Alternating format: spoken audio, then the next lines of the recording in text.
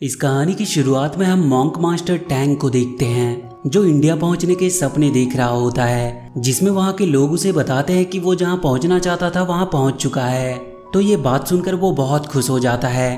तभी वहां पे मास्टर टैंग के गुरु आ जाते हैं जो उसे लाइफ टाइम अचीवमेंट का अवार्ड देते हैं, जिसे पाकर मास्टर टैंग बहुत खुश होता है। तभी उसकी नींद खुल जाती है और मास्टर एक झोपड़ी में सो रहा होता है। तभी वहाँ के सर्कस के मालिक का एक आदमी आता है जो मास्टर से करतब दिखाने को कहता है, और अगर उसने ऐसा नहीं किया तो सर्कस का मालिक उसे वहाँ सोने नहीं देगा। ऐसा कहकर वो चला जाता है। दरअसल मास्टर टैंग एक मॉन्क होता है जो भोजन के लिए लोगों को करतब दिखाता था। तभी उसके पास दो लेडी आती है जो उसे 2 चवन्नी देकर करतब दिखाने को कहती है। तो मास्टर उन्हें अपनी पिगी की सुंदरता दिखाते हैं, लेकिन उन्हें वो पसंद नहीं आता। तो फिर मास्टर उन्हें अपनी फिश सैंडी को दिखाता है जो उन्हें अजीब हरकतें करके दिखाता है, जिसकी वजह से एक लेडी का बच्चा रोने लगता है। तो वो लेडी अपने पैसे वापस लेने लगती है, पर तभी मास्टर उसे वो पैसे लेने से रोक देता है। उनकी आवाज़ सुनकर वहाँ के सभी लोग इकट्ठे हो जाते हैं। तो मास्टर कहता है कि मैं आपको एक अनोखी चीज़ दिखाता हूँ। तो वो लेडी मास्टर से कहती है कि यदि ये उन्हें अच्छा नहीं लगा तो तुम सब लोगों को दुगने पैसे दोगे। तो मास्टर उनकी शर्त को मान लेता है और उसके बाद मास्टर अपने मंकी किंग को करतब दिखाने को कहता है, लेकिन मंकी भी मास्टर को निराश कर देता है। वहाँ पे इकट्ठे सारे लोग उनसे नाराज होकर उन्हें सब्जियां फेंक कर मारने लगते हैं। उसके बाद वहाँ के सर्कस के मालिक को मास्टर टैंग बताते हैं कि वो लोग कोई सर्कस वाले नहीं बल्कि वो लोग डेमन शिकारी हैं जो डेमंस को कैद करते हैं।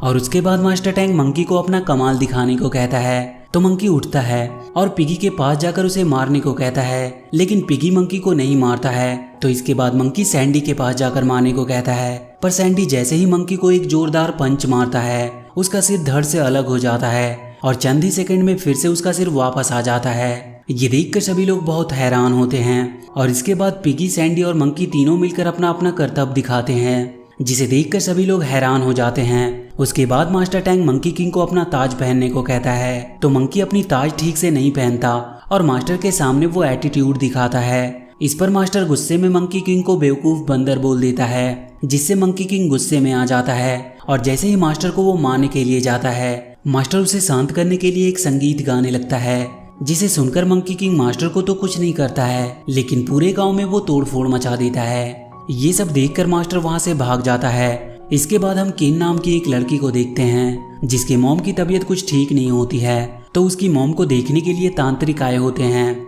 जो जादुई आईने की मदद से किन के मॉम के अंदर के शैतान को देखने की कोशिश कर रहे थे, लेकिन किन के मॉम के अंदर कोई शैतान नहीं होता है। लेकिन उन तांत्रिकों को उस कमरे में शैतान की बू आ रही होती है। तभी उनकी नजर किन पर जाता है और जैसे ही वो तांत्रिक किन की ओर देखते हैं, किन एक स्पाइडर डीमन में बदल जाती है और उन तांत्रिक को मार देती है। इसके बाद हम मास्टर टैंग को देखते हैं जो मंकी को उसकी गलतियों के लिए पनिश कर रहे होते हैं। मंकी वहां से भागने की भी कोशिश करता है, लेकिन वो कामयाब नहीं होता। इसके बाद जब मास्टर उन तीनों से अलग होने की बात करते हैं तो पिगी मास्टर को ऐसा करने से मना करता है और आखिरकार मास्टर उसकी बात मान लेते हैं। उसके बाद मास्टर उन्हें समझाता है कि उसके पास बुद्धा के पंजे की शक्ति होने के बावजूद उसे मोक्ष नहीं मिला, क्योंकि उसका पूरा समय उन लोगों को संभालने में निकल जाता है। उसके बाद अगली सुबह सैंडी और पिगी में पानी लाने को लेकर झगड़ा हो जाता है।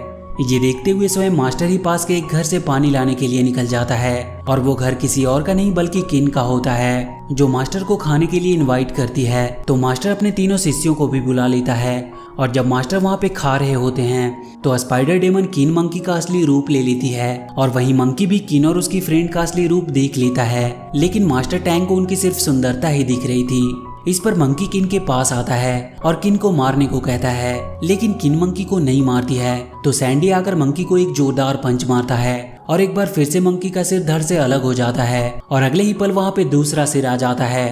तो मास्टर टैंग सैंडी और मंकी के इस हरकत से नाराज होकर उन्हें डांटने लगता है। तो मंकी और सैंडी वहाँ से जाने लगते हैं, लेकिन तभी किन और उसकी फ्रेंड अपने असली रूप में आ जाती है और उन पर हमला कर देती है। तो मास्टर के तीनों शिष्य उस डेमन से मिलकर सामना करते हैं और इसी फाइट के दौरान एक स्पाइडर सैंडी के चेहरे पर जहर डाल देती है, जिससे सैंडी का चेहरा बदलने लगता है। इसके बाद मंकी मास्टर टैंग और किन को लेकर पाताल में चला जाता है, जहाँ पे मास्टर टैंग किन को अपने बस में करने के लिए जाते हैं, पर तभी किन वहाँ पे मॉन्स्टर स्पाइडर डीमन में बदल जाती है। तो मंकी किन को मारकर अपने कब्जे में कर लेता है और जैसे ही मास्टर टैंग किन को अपने वश में करने के लिए जाता है तो मंकी उसे मार देता है। इसके बाद हम रात में मंकी को देखते हैं जो पिगी और सैंडी से मास्टर को मारने की बात कर रहा होता है। तभी वहाँ पे मास्टर आ जाता है, जिसे देखकर वो लोग डर जाते हैं। तो मंकी मास्टर से पूछता है कि क्या आप हमारी सारी बातें सुन रहे थे? तो मास्टर मंकी से कहता है कि नहीं, मैं तो अभी आया। ये कहकर वो वहाँ से चला जाता है और जाकर बुद्धा से उनके पंजे की शक्ति मांगता है। दरअसल मास्टर टैंक के पास कोई भी शक्ति नहीं होती है। वो बुद्धा के पंजे की शक्ति का नाम सिर्फ उन तीनों को डराने के लिए लेता था। पर तभी वहाँ पे पिगी आ जाता है, जो मास्टर की सारी बातें सुन लेता है।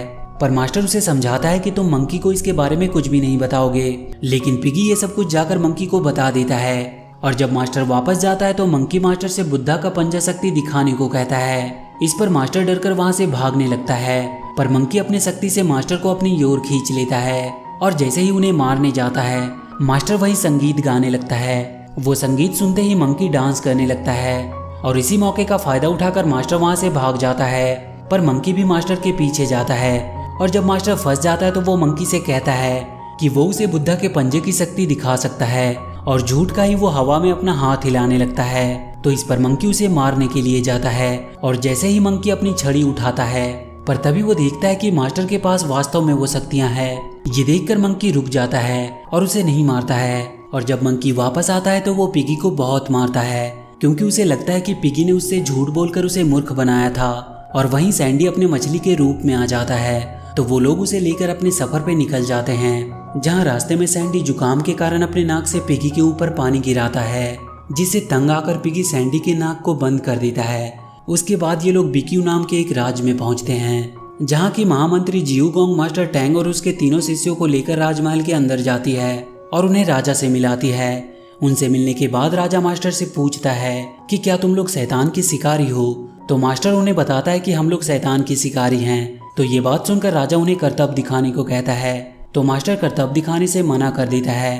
पर इससे गुस्सा होकर राजा अपने सिपाहियों को मास्टर का गला काटने का हुक्म देता है और इससे डरकर मास्टर करतब दिखाने के लिए तैयार हो जाता है। उसके बाद मास्टर मंकी के साथ एक कमरे में जाता है और मंकी से मदद मांगता है।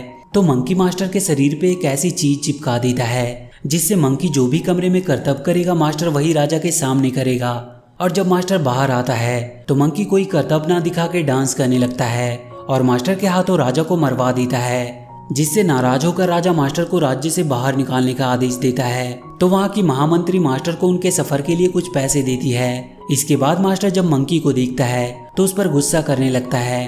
तो मंकी मास्टर से कहता है कि अब आपको समझ में आया कि बेइज्जती होने पर कैसा लगता है। मंकी की बातें सुनकर मास्टर को अपनी गलती का एहसास होता है और वो मंकी से माफी मांगता है और मंकी भी मास्टर को माफ कर देता है। इसके बाद मास्टर दोबारा राजमहल में जाता है ताकि अपनी खोई हुई इज्जत वापस ला सके। और जब मास्टर मंकी को अपना कमाल दिखाने को कहता है तो एक बार फिर से मंकी राजा को मारने लगता है। पर तभी वो राजा मंकी पर आग बरसाने लगता है। दरअसल राजा कोई मामूली इंसान नहीं बल्कि एक रोबो बॉय होता है, जिसे मंकी पहचान गया था, जिसके पास आग और चक्र की शक्तियां होती है, जिससे वो मंकी पर वार करने लगता है। और इस पर मंकी भी उसके वार का सही से जवाब देता है, जिससे रोबो बॉय नीचे गिर जाता है। और तभी सैंडी रोबो बॉय को फ्रीज कर देता है और इस लड़ाई के दौरान ही उस राज्य का असली राजा भी मिल जाता है, जिसे रोबो बॉय ने कैद कर दिया होता है। और जब रोबो फ्रीज हो जाता है तो मास्टर उसे अपनी शक्ति से टॉय बना देता है और उसे उठाकर वहाँ के मंत्री जियोगोंग को दे देता है। वहाँ का राजा मास्टर और उसके शिष्यों से बहुत खुश होता है और अपने महल की सभी दासियों को उन्हें अपने साथ ले जाने को कहता है, लेकिन मास्टर उन्हें अपने साथ ले जाने से मना कर देता है। तभी मास्टर को उन दासियों में से एक नई दासी दिखाई देती है, जिसके बारे में राजा पूछता है। तो महामंत्री जियोगोंग राजा को बताती है कि उसका नाम फेलिसिटी है और वो एक सिंगर है। तो राजा उसे एक सॉन्ग गाकर मास्टर को विदा करने का आग्रह करता है। और जब मास्टर फेलिसिटी के संगीत को सुनता है तो उसमें उसे अपनी पुरानी प्रेमिका दिखाई देती है, जिससे मास्टर को फेलिसिटी से प्यार हो जाता है। और जब सॉन्ग खत्म होता है तो राजा एक बार फिर मास्टर टैंक से पूछता है कि क्या वो फेलिसिटी को अपने साथ ले जाना चाहता है।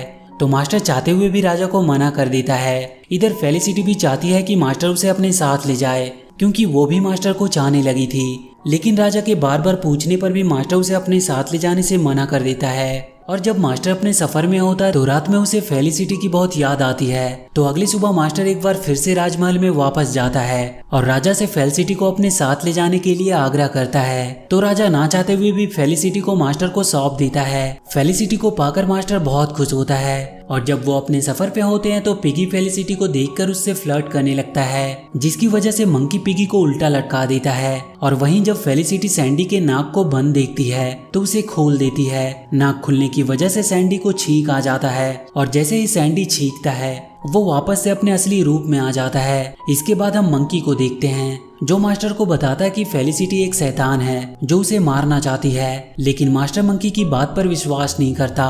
तो मंकी फेलिसिटी के अंदर के शैतान को मास्टर को दिखाने की कोशिश करता है, लेकिन मंकी को उसके शैतान होने की एक भी सबूत नहीं मिलता। ये देखकर मास्टर को पूरा यकीन हो जाता है कि फेलिसिटी कोई शैतान नहीं है, लेकिन मंकी को अब भी उस पर विश्वास नहीं था। तो वो फेलिसिटी से उसके रहने के स्थान के बारे में पूछता है। वो मंकी को बताती है कि वो रिवर माउथ विलेज से आई है। तो मंकी उसके विलेज रिवर माउथ जाता है और उसके परिवार से मिलता है, लेकिन उसके परिवार के मिलने के बाद भी मंकी को फेलिसिटी पर विश्वास नहीं होता। तो मंकी उसके परिवार वालों को मारने लगता है और जैसे ही मंकी फेलिसिटी को मारने जाता है मास्टर मंकी को रोक देता है और अपनी पहली प्रेमिका दुआना के मौत का इल्जाम लगाते हुए मंकी को भला बुरा कहता है। इससे मंकी मास्टर पर गुस्सा हो जाता है और वहाँ से चला जाता है। उसके बाद हम मास्टर टैंग को देखते हैं जो उदास होकर बैठा होता है। तभी उनके पास फेलिसिटी आती है जो उसकी प्रेमिका दुआन के बारे में पूछती है। तो मास्टर फेलिसिटी को मिस दुआन के बारे में बताता है कि दुआन भी एक डेमन शिकारी थी, लेकिन मंकी ने उसे मेरे ही सामने मार दिया और वो कुछ कर भी नहीं पाया। तभी वहाँ पे सैंडी और पिगी आ जाते हैं जो मास्टर को बताते हैं कि मंकी ने पूरे गांव वालों को मार दिया है। मास्टर और फेलिसिटी भागते हुए गांव में जाते हैं और देखते हैं कि मंकी ने पूरे गांव को तबाह कर दिया है। और जब फेलिसिटी अपने घर जाती है तो देखती है कि मंकी ने उसके पूरे परिवार को मार दिया है। ये देखकर वो बहुत दुखी होती है। इसके बाद जैसे ही मंकी फेलिसिटी को मारने जाता है मास्टर मंकी को रोकने की कोशिश करता है तो मंकी मास्टर पे भी हमला करने लगता है। मास्टर को मार खाता देख फेलिसिटी उसे अपनी असलियत बता देती है कि सच में वो एक शैतान है। उसके बाद फेलिसिटी उन्हें बताती है कि कुछ समय पहले उनके गांव में कुछ डाकू आए थे तो उसका बॉयफ्रेंड उसे छोड़कर भाग गया और उन डाकुओं ने उन्हें मारकर वहीं फेंक दिया। उसकी बॉडी तो खत्म हो चुकी है लेकिन उसकी आत्मा अब भी जिंदा है। ये सुनने के बाद मंकी अपने मॉन्स्टर रूप में आ जाता है और मास्टर को अपने मुंह से निगल जाता है। फेलिसिटी उसे रोकने की कोशिश करती है लेकिन मंकी मास्टर को निगलकर पर्वतों की ओर चला जाता है। तभी वहाँ पे महामंत्री जियोगोंग रोबो बॉय के साथ आती है जो मंकी को बताती है कि उसका प्लान कामयाब हो गया क्योंकि वो चाहती थी कि दुनिया के सभी मॉन्स्टर अपने असली रूप में आ जाए। दरअसल ये सब उसी की एक चाल होती है ताकि मंकी मास्टर को मार दे और मास्टर के साथ ही बुद्धा के पंजे की शक्ति भी खत्म हो जाए। तो इसके बाद जियोगोंग मंकी को अपना सर झुकाने को कहती है, पर तभी मंकी मास्टर को अपने मुंह से बाहर निकाल देता है। मास्टर जियोगोंग को बताता है कि उन्हें उनकी असलियत के बारे में सब कुछ पता है और ये सब उसे पकड़ने के लिए उनका एक प्लान था। इसके बाद जियोगोंग रोबो बॉय को उन्हें मारने के लिए भेजती है, लेकिन पिगी, सैंडी और मंकी उसे एक ही बार में खत्म कर देते हैं। दरअसल महामंत्री जियोगोंग कोई नॉर्मल लेडी नहीं बल्कि शैतान की रानी होती है। उसके बाद मंकी और जियोगोंग के बीच फाइट होने लगता है। फाइट करते हुए जियोगोंग समुद्र में चली जाती है जहाँ वो बुद्धा की 3 मूर्तियां बनाती है और वो तीनों मूर्तियों की मदद से जियोगोंग मंकी पर वार करती है और उसे बंदी बना लेती है। और जैसे ही मंकी बंदी बन जाता है मास्टर टैंग अपने बुद्धा के पंजे की शक्ति का इस्तेमाल करता है जिससे उन तीनों नकली मूर्तियों को वो नष्ट कर देता है और मंकी को आजाद कर देता है। और इसी के साथ ही जियोगोंग की शक्तियां भी खत्म हो जाती है। मंकी वहां से आजाद होकर जियोगोंग को अपने हाथों में लेकर उसे खाने वाला होता है। तभी बुद्धा की आवाज आती है जो जियोगोंग से कहते हैं कि तुम इतने दिनों से पृथ्वी पर रहने के बाद भी बुराई का साथ नहीं छोड़ पाई। ये कहते हुए बुद्धा उसे अपने पंजों में कैद कर लेते हैं। इसके बाद हम मास्टर को देखते हैं जो फेलिसिटी को ठीक करना चाहता था, लेकिन वो उसे बताती है कि अब उसका कोई फायदा नहीं क्योंकि उसकी पूरी आत्मा शैतान बन चुकी है। तो मंकी मास्टर टैंग को बताता है कि फेलिसिटी सच कह रही है, उसकी आत्मा पूरी तरह शैतान बन चुकी है। इसके बाद फेलिसिटी मास्टर टैंग से कहती है कि आप मुझे मारकर मेरी आत्मा को मुक्त कर दे। तो मास्टर ना चाहते हुए भी उसे मार देता है जिससे उसकी आत्मा को मुक्ति मिल जाती है। और इसके बाद मास्टर अपने तीनों शिष्यों के साथ पश्चिम दिशा की ओर निकल जाते हैं और इसी के साथ ये कहानी यहीं पर समाप्त हो जाती है। तो वीडियो अगर अच्छी लगी हो तो please do like and share the video and please subscribe to my channel and press that bell icon.